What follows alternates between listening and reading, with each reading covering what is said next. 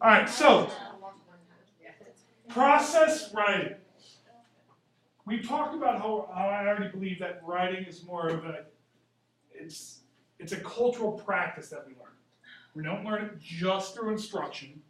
We don't learn it naturally like we learn to talk. We learn it through cultural instruction.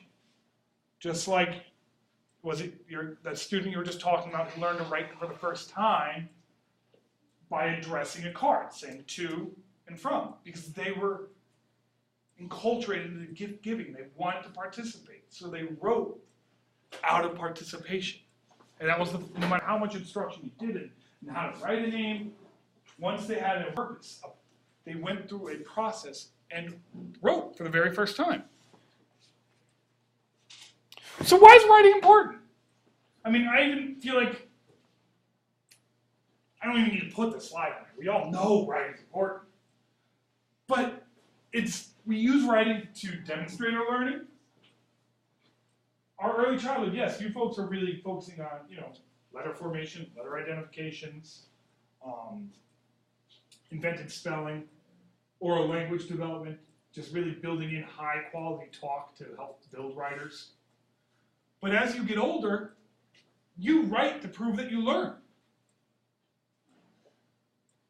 It predicts how well students might perform in the SATs or in college, or in school in general, their graduation rates. If you write a bad cover letter, you're not getting an interview. Don't get an interview, not getting a job. There's real life implications to writing. And you need it to participate in today's society. Everything, all of our communications is almost written based now.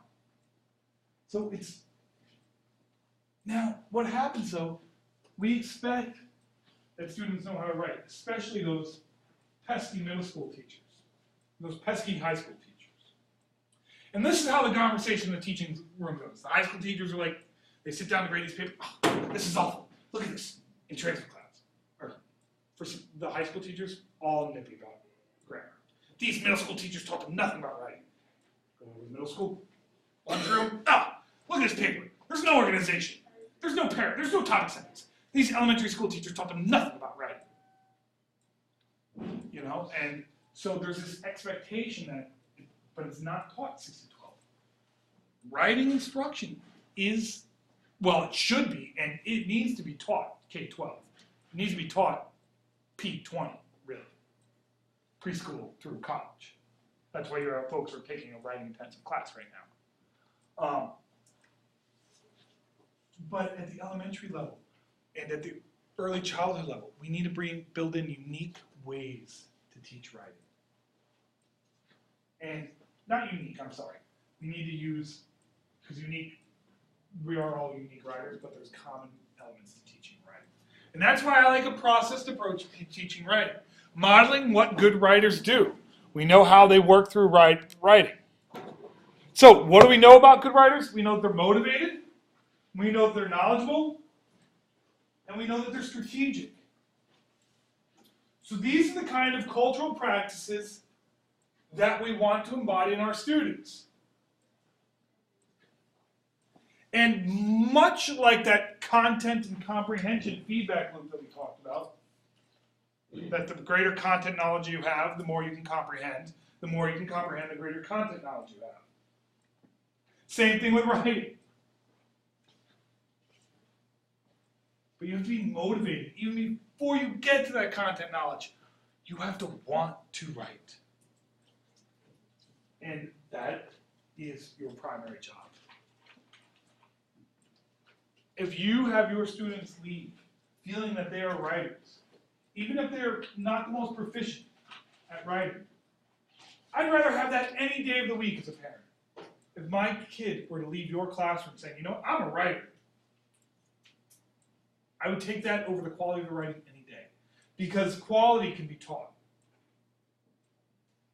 That involvement in a community of writers, to get into that space, that's magical. Quality writing can be taught by doing a lot of reading and looking at mentor text and analyzing text. And that's those strategies. Like, good writers are strategic in how they plan to write and how they come up with ideas and how they revise. And you know what skilled writers do? What do skilled writers do the most? Skilled writers write. You have to write to be able to be a writer. It's like, to be a biker, that's what you need to do. Bike, yes.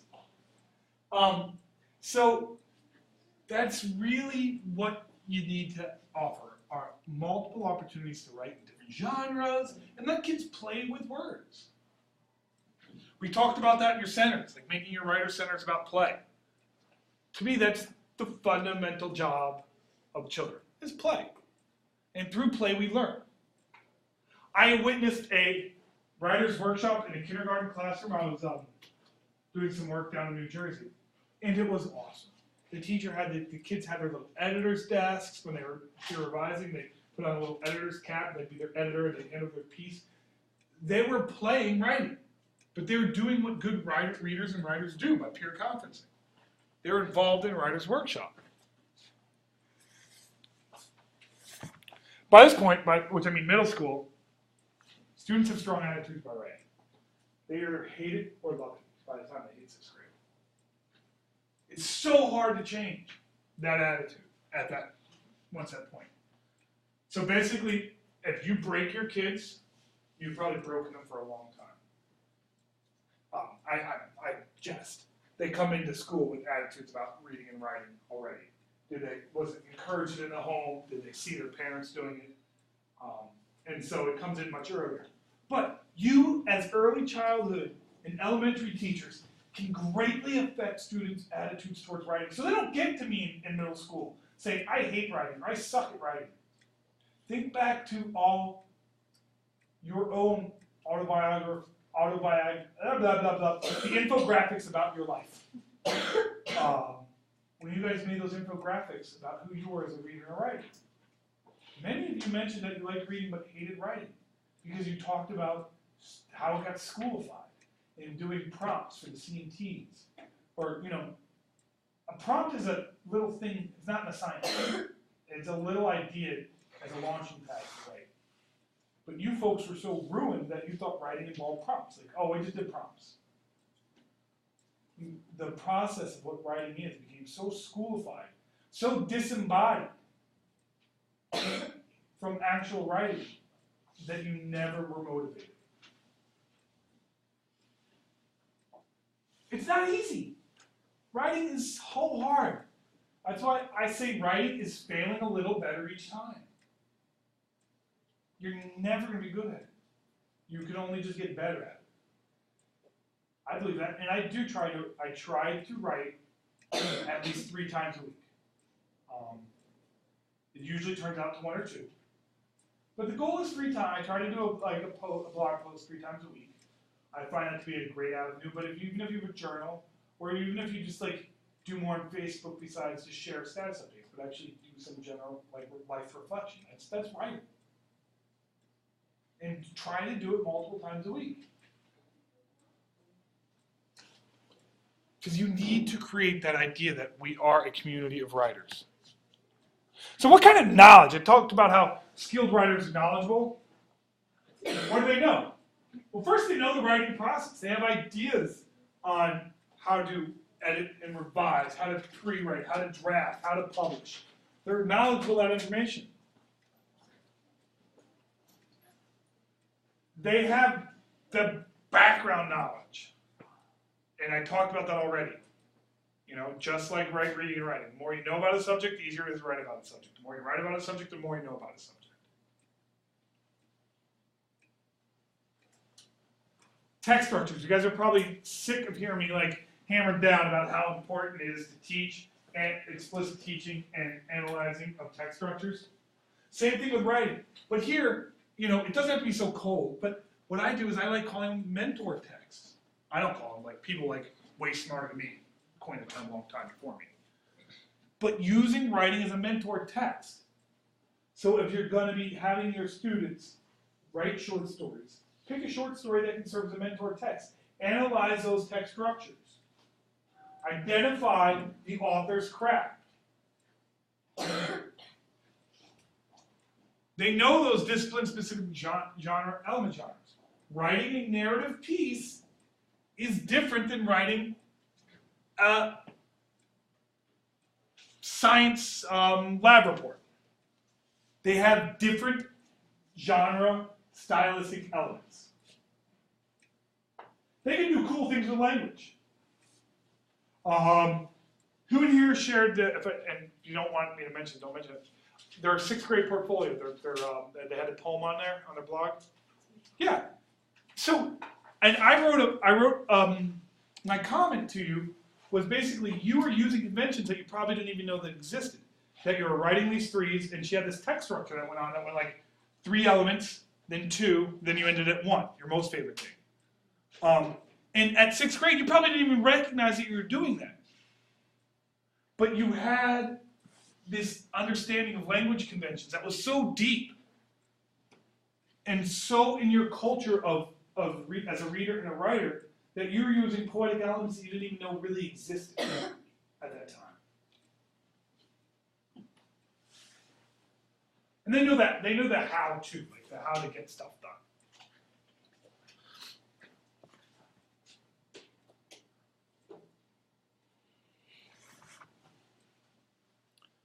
Well, strategic. We said that skilled writers are strategic. I apologize for a text-heavy PowerPoint. Just haven't had time to convert my words to images yet for this one. Strategies. When we talk about the difference between skills and strategies, anybody remember what a strategy was? What makes a strategy? How to be learned. Well, yeah, they are often learned practices. Yep, their strategies are often learned cultural practices. What else do we remember about strategies? Or maybe think about it in terms of what's the difference between a strategy and a skill. Are strategies automatic? No, they are. Yes, so you have to do what? They're not automatic, they are deliberate. Yes. There's some goal setting involved, like you're planning. And they have strategies for the writing process. The goal setting, the pre-writing, the planning, the drafting, the revising, and the editing. That's your writing process. But as a teacher, like everything, you need to take these strategies, you need to explicitly explain, model, and scaffold those strategies. Through the writing process, you need to show students, encourage them how to do pre-writing. And that's what I'm trying to model for you at your level, on my posts, going through something I wrote step by step. This is how I pre-wrote it. This is some revisions I've made. So I'm going to try to take you step by step in my planning, my drafting over the next 4 weeks of writing.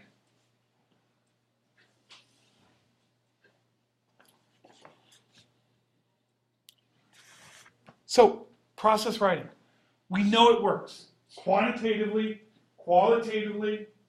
The Graves book that I was going to assign but decided not to, it's absolutely one of my most inspirational books. It's just like, when I'm feeling like, as a teacher, if I need like a pick-me-up, I'll go pick up a Donald Graves book and read about children writing. So qualitatively, no, it works. We also know quantitatively. They did a big study called the meta-analysis, which is basically like you just take all these studies, take all the statistics, put them all together, and see which methods had the greatest gains. That's a piss-poor definition, but it will work for us today, of the meta-analysis. And process writing, overall, had a large effect in improving writing instruction. Because you're modeling at the stages. How do you pre-write? How do you draft? How do you revise? How do you edit? How do you publish? That's a writing process right there. And you need to walk students through those pieces in order for it to happen. They need to take many pieces in the year to do this. And this can be done at the early childhood level. I've done it, where we make books with the kids. Like I said, I just did it this weekend with my son and his friends. Their kindergarten kids never written a book. We just wrote one. And it is fun. If you think of writing as playing and learning to write is feeling better each time, that's kind of your mantra, or however you want to say it. It helps. Writing is play, learning to write is failing better each time.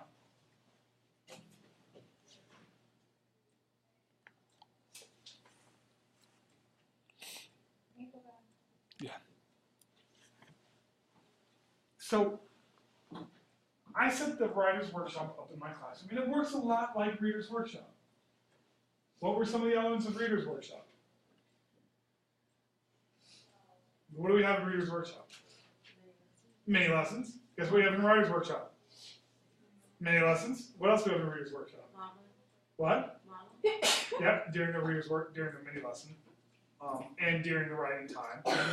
So after the mini lesson, what do we do next? Yeah, independent practice time. Give your kids time to write.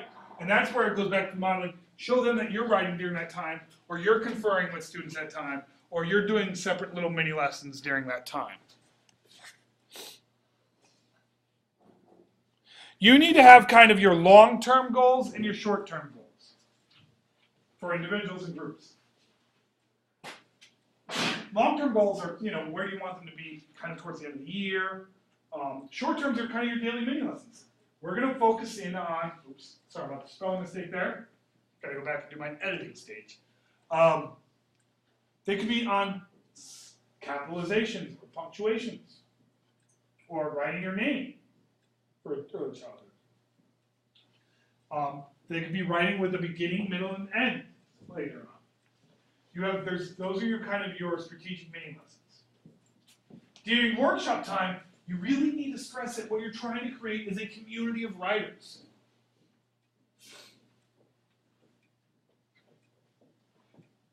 And it needs to be authentic writing tasks. You just don't want to be writing nilly-willy.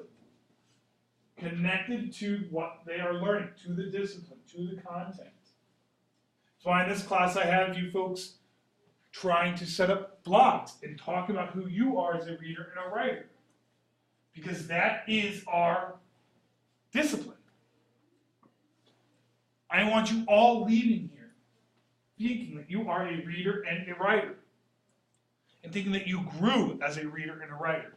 And that's the same lesson that you need to leave your students with. There's time to plan, draft, and revise and publish during the workshop time. And I'm going to model that in our classroom. Starting Wednesday, for the next 4 sessions, you get 30 minutes of class time to work during Design Studio. You collaborate with peers and teachers. You might evaluate each other based on a rubric.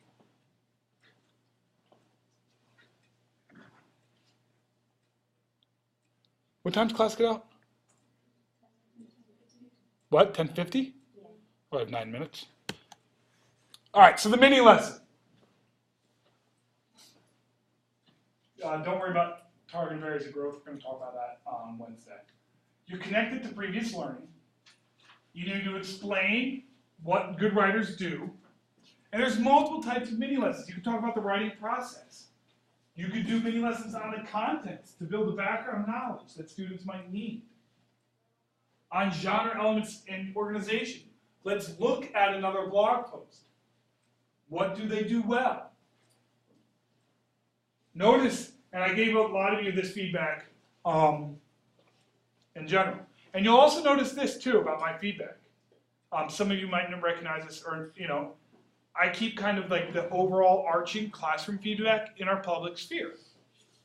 If I'm commenting on just the genre, but if I have to provide feedback that might be, that's very personal, I'll send an email. Some of the things I noticed, like in our blog posts, is I would just see one long paragraph. And I talked about how in the genre of blogging, often you'll see headers and shorter sentences, and you won't, we don't follow kind of that same long form paragraph. You'll have shorter, more concise paragraphs often. You'll have, and I've talked about in general how we might have multimedia involved. People putting a lot of pictures and videos and hyperlinks, multimodal composition in our blogs. What we are doing are brief mini lessons on genre elements. Well, I'm sorry, if I were teaching like just on blogging, I would do mini lessons just on those elements. I'm doing that more in my peer feedback by offering comments to you folks on what you're doing well, or sending emails on targeted areas of growth that I think you need to work on. On sentence construction, sentence combining is also, when I talked about that big like meta-analysis study, what they did is they identified 11 things to improve writing. Sentence combination was one of those things. Varying your sentence length, switching your is your subject or your verb in the front, playing around with sentences. And you have to teach kids to do this. That does not mean you give them a worksheet on sentence combining. You give them mentored text to serve as models. You let them work through their own pieces just on sentence combination. And hopefully over time, you get a repository of mini lessons that you can just have. You'll just save these in your computer, and when you see a student struggling, say for example, with sentence combining, you can go, oh, wait a minute, I got a mini lesson back here on this. Let me just pull it up, throw it up on the screen, and we'll do it real fast. You'll build up a repository of mini lessons, because guess what? Writers struggle with the same thing that writers have struggled with since writers have struggled. So you don't have to keep reinventing the wheel. You'll start building up a collection of these ideas. Strong really identified these elements that, education, God forbid we do something without an acronym. So came up with this idea of craft, that good writing involves context, role, audience, format, and topic. And that the context needs to be there, and your role and audience, your audience, purpose, and design. Who are you writing for, what are you writing, and how does it influence the words and copy and images that you use, your design. So that's your format. All right?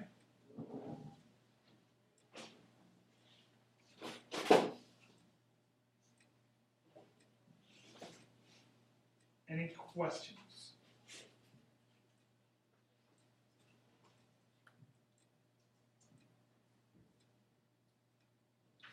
All right, well then I will, I'll make those changes and upload that to Blackboard and give you the copies on Wednesday.